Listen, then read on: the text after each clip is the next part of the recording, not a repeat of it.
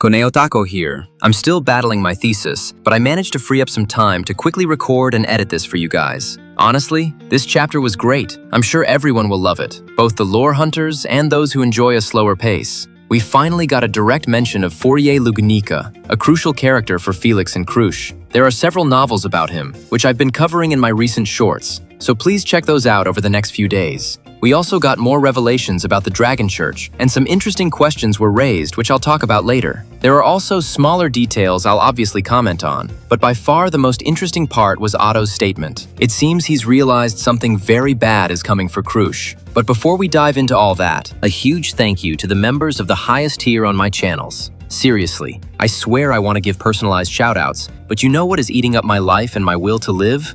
Alright, let's get started. Welcome to Arc 10, Chapter 2.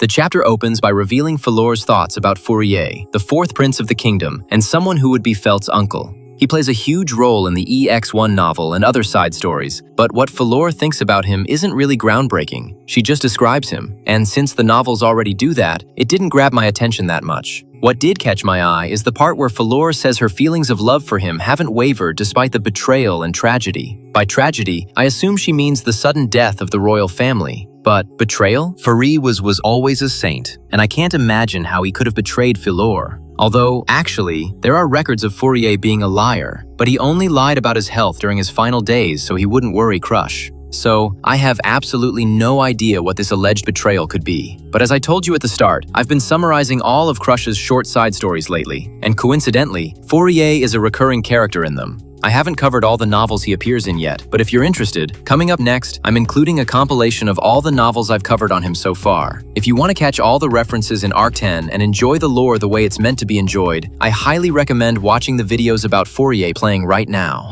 Did you know that the name Ferris was actually born from a silly mistake made by a love-struck prince? Technically, his real name is Felix, but he adopted the name Ferris right around the time he became the femboy you all love. This story takes place just days after Felix decided to start cross-dressing to fulfill his promise to Crusch. The transformation was total. Short hair, a skirt tailored for his tail, and a white ribbon in his hair. Felix felt strangely comfortable, but his adoptive father, Duke Mechart, was on the verge of a breakdown. The reason? The fourth prince, Fourier Lugunica, was coming to visit, and his daughter Crusch was missing, out riding dragons instead of getting ready.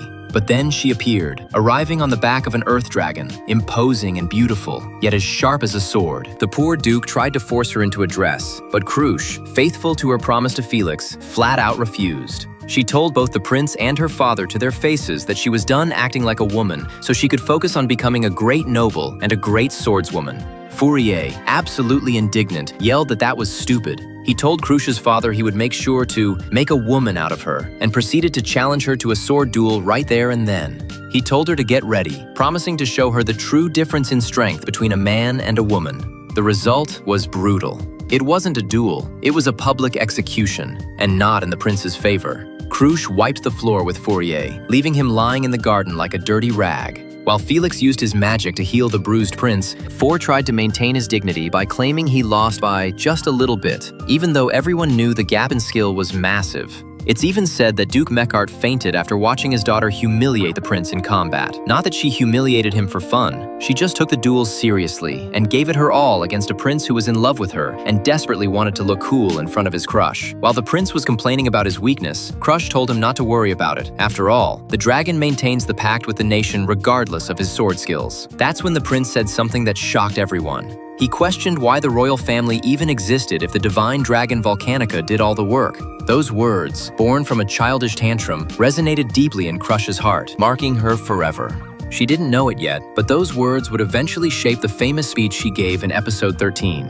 After being healed, Fourier decided to praise Felix, telling him his healing skills were the best. But when he thanked him, he called him by the name Ferris. Felix was speechless. He didn't know if he should correct the prince for inventing a name out of nowhere, since he sounded so confident saying it. But then, Crusch smiled. She told Felix that this new name sounded much better and suited his feminine appearance. Then she added that the name was a perfect fit for her woman. That final comment was too much. Prince Fourier exploded with jealousy and confusion, and poor Duke Mechart, who had just woken up, fainted again instantly after hearing it. And that is the origin of the name Ferris. Remember, I've started a series on cut content on the channel.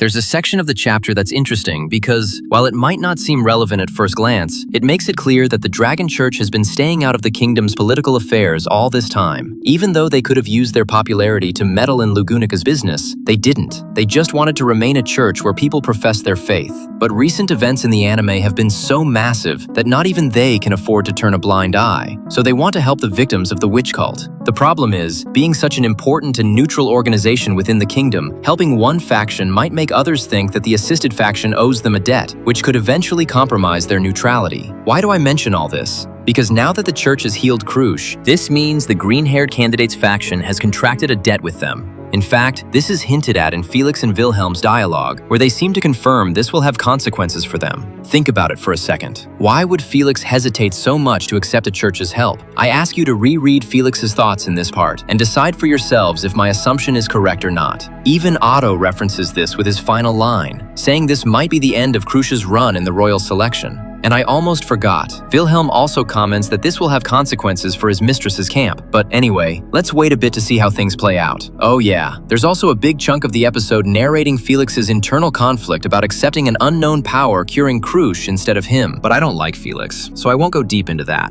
Now let's move on to the other part, which isn't that interesting to me, but I have to mention it.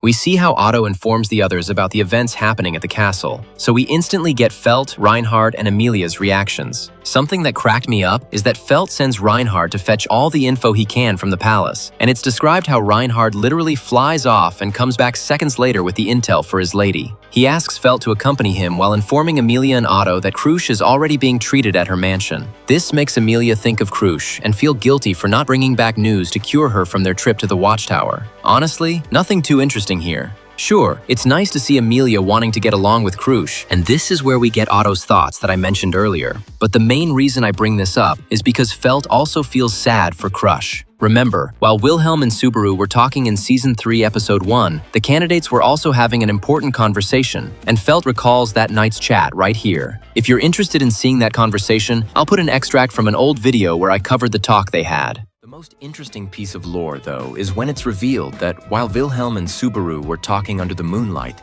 Krush and Felt were chatting as well.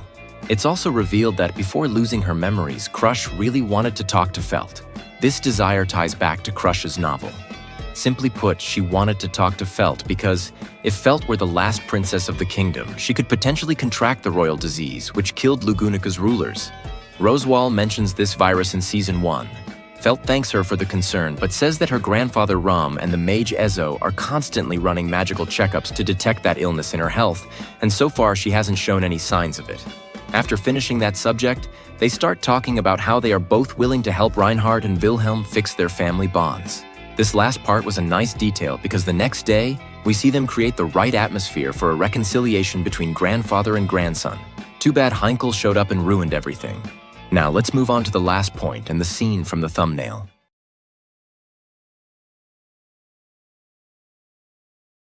Before moving on to what I consider the most interesting part of the chapter, let me mention a few trivial things. It's pointed out that Krush has been healed, and there are no traces of the poison left. It's also mentioned that the healing process was done in secret, meaning no one saw the procedure, which is very suspicious. Someone also comments that if the church had such healing capabilities, why didn't they intervene sooner? Personally, I think the church's delay is somewhat justified because, while it feels like a long time has passed since Season 3 events, remember that chronologically, barely 1 or 2 months have passed between Season 3 and the current novel. What is funny to imagine is how things must have gone for the dragon cult in Aldebaran's loop. I mean, imagine. They went to speak with the Council of Wise Men, and while they were preaching their faith in the dragon, news arrives that the dragon has rebelled and is attacking the nation it swore to protect. I imagine that must have been a very, very awkward moment for Felor and the church. Alright, let's move on to my favorite part of the chapter, the reunion between Marcos and Wilhelm. If you follow the novels, you know these two have some history, and I loved how the chapter references it.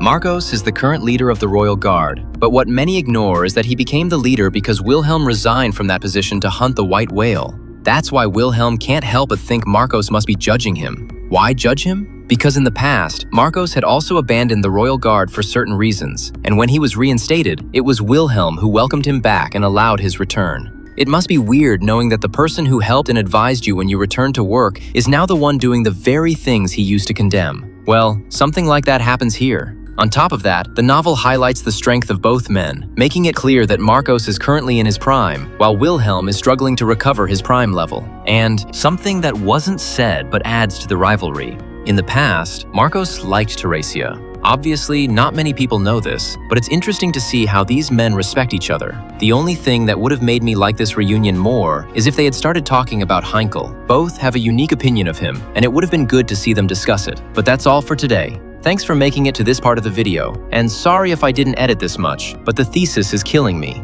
Let me know your impressions in the comments, and remember that every like and comment helps the reach of this video a lot. See ya.